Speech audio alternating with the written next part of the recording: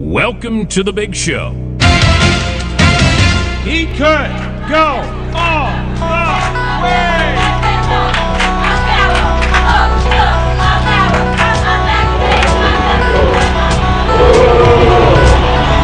Oh, America! Are you serious?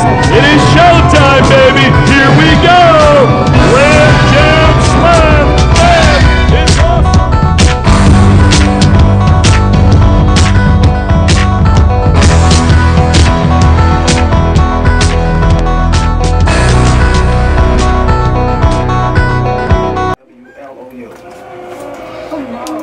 And welcome to the Main Event Sports Show. Man, this is a big show today.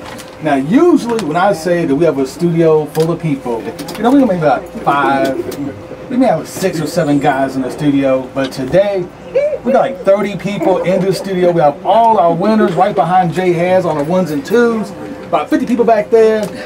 We got another 18 people behind me. It's hot, but man, we are having a blast. Yeah!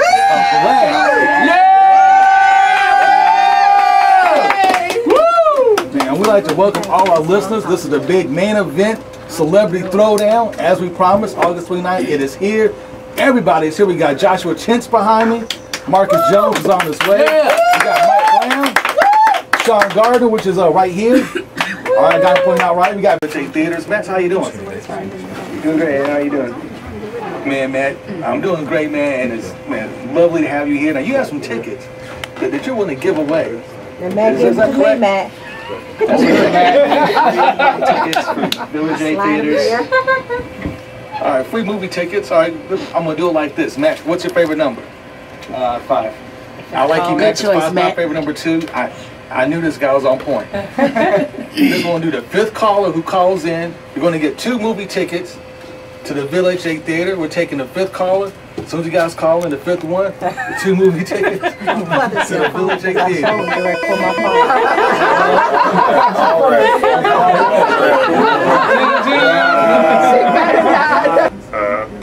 It's got the most history out of any of the buildings that are still around. Right. And to be able to hit one in Madison Square Garden, that was a thrill for me. Yeah, I believe it. It sounds great, man. Now, just for the people who are kind of curious as to Scott right now, I've played ball with him recently myself, Dave Ragone, and some other players. We used to play ball at hoops in the spring, and Scott still can strike it from 35 feet out. I mean, he can't jump quite as high as he once could, but the guy still is above the rim, and he still can shoot the lights out. And I mean, So this is your host here, Haven Harrington, and once again, we are joined in the studio by our fabulous listeners and friends of the show. Listeners, I know you guys want to say something. Here's the mic. Go ahead and say it. We just want to give a shout out to Haven Harrington. Thank you. We really appreciate what you've done for us, allowing us to win and be invited to share this moment with these guys, these awesome guys, role models, great guys in the community, famous. We just feel good to you. They don't have to be. So we just really want to say how appreciative we are. And everybody should listen to the Main Event Sports Show on 1350 WLOU. And give us a call, 776-1350. Man, thank you. Does anybody else want to say anything? We love you. You know, I've known this guy for so long, I don't even remember the first time I met this guy. That's how long I've known you, Sean. It's been a while. It's been a long time, man. Why don't you tell the people how you got started? Tell people about your story, because I know we have a lot of young people listening. Right. Well, we have a lot of young people in the lobby. Man, tell them how you got started. Tell them about your story. And let's uplift some people right now. Well, I tell you what, I don't know how much time I have to tell a story, so I'll just be real brief here. When I was growing up around middle school, my mom died when I was 10, so I went to live with all my aunts, and I had about 4 or 5 aunts I went to live with, right? So when my aunts got upset with me, they would kick me out. You know, I'm a bad kid, what have you, so they would kick me out, so I would literally be finding myself on the streets until I go to my next aunt. So about 15, 16 years old, I said the heck with that, you know, went ahead and moved off. And I took residency with some people I call my godparents. One was a drug addict, and the other person, you know, she smoked cigarettes all day, and she drank beers. So I was living with them, trying to go to school. And so what would happen, you know, it's kind of rough when you don't have your own room, right? You don't have your own room, you don't have your own bed, so you try to get up and you try to go to school. You're falling asleep at school, and the teachers are calling you a knucklehead, right? Because they think that you want to act a fool.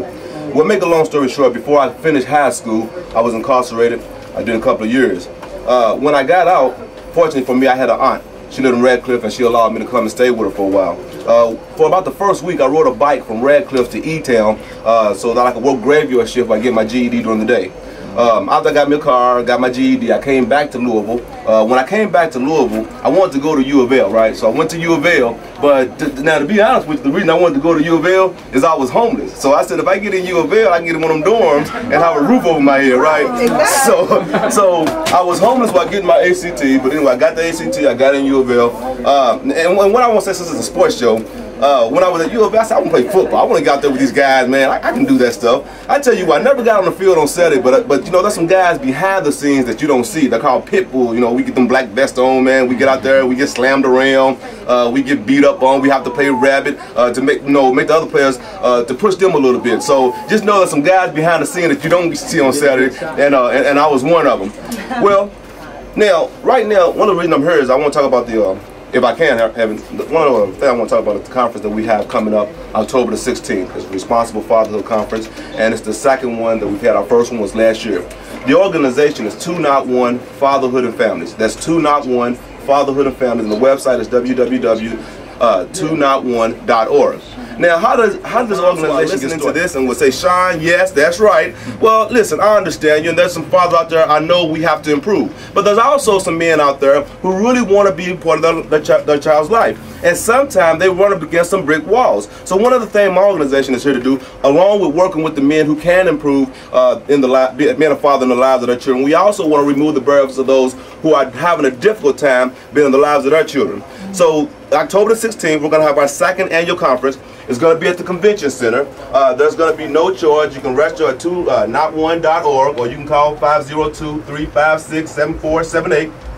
It's going to be from 8 to 4. And what's going to be truly unique about this training conference is that we're not just going to present and talk about what's going on. We're going to talk about problems. We're going to talk about possible solutions. And then when we leave the conference, it won't be one of those good feel-good moments where we win and we came and we had a conference and we talked all day. We're going to have action components. So let's say it's about father involvement in schools. Well, when we have that conversation, we're going to talk about possible solutions. What does that look like? Joining your PTA or joining the Watchdogs group. Well, what can we do? We're going to come up with some other possible solutions, and we're going to have dates. So when we leave the conference, you already know when the next date's going to be to continue this conversation. We're going to work over the course of the year to improve it. So next year, when Haven invites me out, we're going to be talking about all the advancements we've made in responsible fatherhood. And guess who benefits from that? Not the moms, not the fathers, but all those young kids that we keep pointing our fingers at when we talk about pull your pants up. All those young kids that we keep talking about when we say they're bad. I was at 2 middle schools last year, and every time I get my group of boys, let me tell you the first question I ask them. How many of y'all live at home with your dad? I might get one hand up. So I tell you what, when we can get more fathers in the lives of their children, then we're going to really be doing something. Come on, tell it.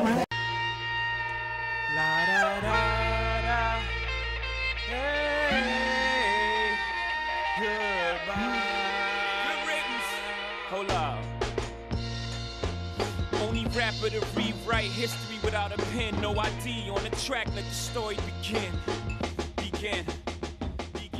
This is anti-auto-tune, death for the ringtone.